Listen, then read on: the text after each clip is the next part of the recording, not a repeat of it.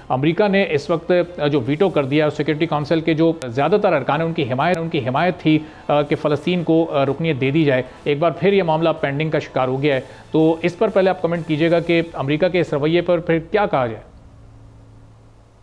देखिए जी, मैं अफसोस के साथ कहना पड़ता है कि मुझे कोई इस पे हैरत नहीं हुई है। उसकी बुनियादी वजह ये है कि ये हकीकत है कि इसराइल अमेरिका का एक बहुत करीबी हलीफ है और अमेरिका अपने इस खित्ते के मफादात के हवाले से इसराइल को अहम तरीन एलाय समझता है और उसकी जो तमाम तर जारहाना और जो दीगर पॉलिसीज़ हैं इस खित्ते में इस्तबदाद की, जुल्म इस्तबदाद की, उसके बावजूद वो उसके ऊपर उसकी माशी, सिफारती और दिफाई इमदाद जारी रखे हुए है और मुस्तकबिल में भी रखेगा। तो ये एक तकलीफनाक हकीकत है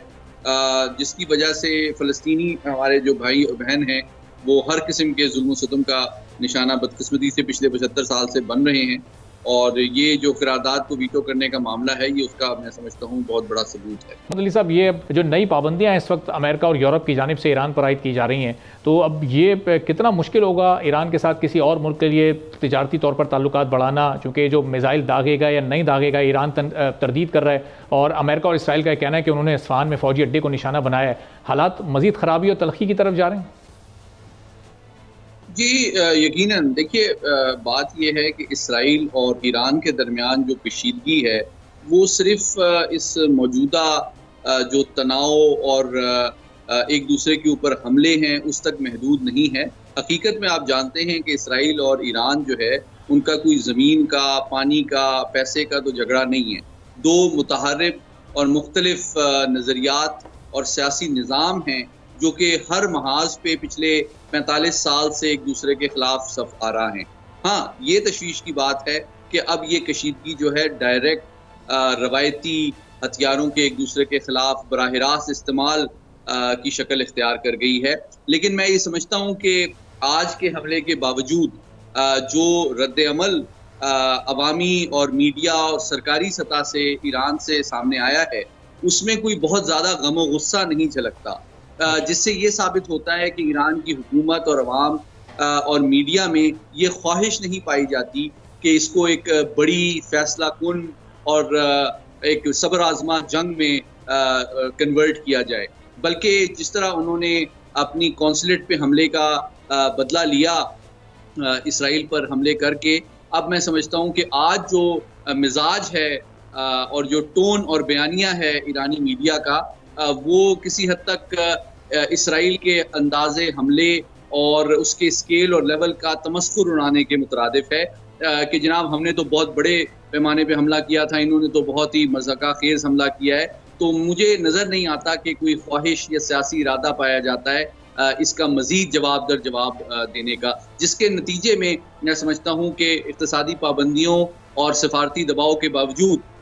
ईरान कोई बड़े पैमाने पे इसराइल के साथ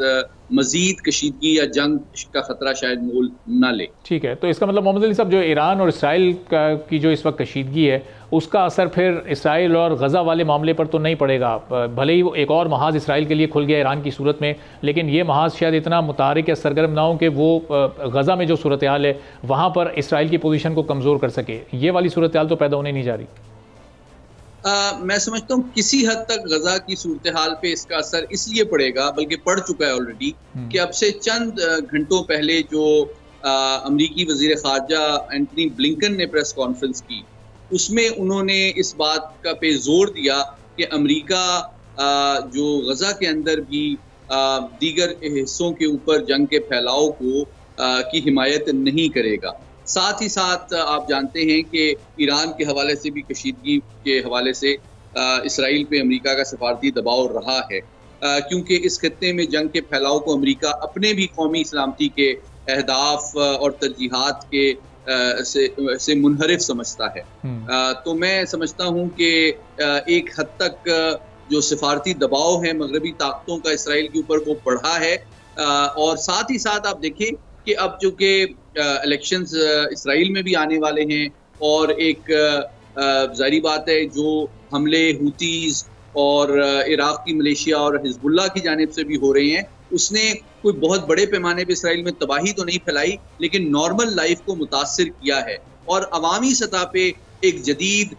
वेस्टर्नाइज जो माशरा है इसराइल का, वहाँ पे ये ख्वाहिश पाई जाती है कि इस कशीदगी को भी बहुत लंबे अरसे तक जारी रखने के नतीजे में इसराइल की माशरत, मईशत और जो सलामती है उस पर मनफी असरात मुरतब हो सकते हैं। ठीक है। और मोहम्मद अली साहब, जो इस वक्त ईरान पर पाबंदी आयद की गई हैं, अब उन पाबंदियों के नतीजे में पाकिस्तान और ईरान के जो ताल्लुकात हैं, ख़ासतौर पर जो तिजारती रवाबित हैं, उन पर क्या असर पड़ सकता है? चूँकि पाकिस्तान तो ईरान से सस्ती गैस लेने जा रहा था और उससे किसी हद तक पाकिस्तान में गैस का इशू रिजॉल्व हो सकता था, तो अब वो मामला पेंडिंग का शिकार तो नहीं हो सकता? देखिए, अभी जो तफसीलात हैं इन नई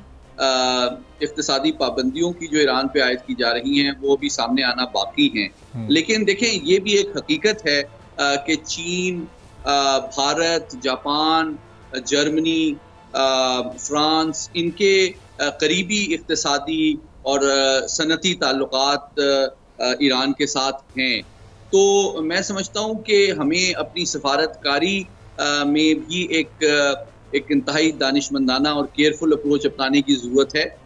ईरान में भारत की बहुत बड़े पैमाने पे इन्वेस्टमेंट भी है, उनके लोग भी काम करते हैं, उनका तिजारती हुजम भी बहुत ज़्यादा है। तो हमें ये बात अमेरिका को बावर कराने की ज़रूरत है कि हम ईरान के साथ सिर्फ इक्तिसादी और एनर्जी के हवाले से ताउन चाहते हैं। हम ईरान के साथ ताल्लुकात किसी तीसरे मुल्क के खिलाफ दुश्मनी के ऊपर मबनी नहीं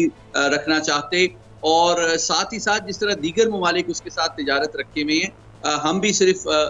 हमारे भी वही अहदाफ हैं जो कि हमारा सॉवरेन राइट भी है और हमारे एनर्जी और इक्तिसादी मामलात के तहत ज़रूरत भी है। सब्सक्राइब करें और बेल दबाएं ताकि कोई खबर रह न जाए।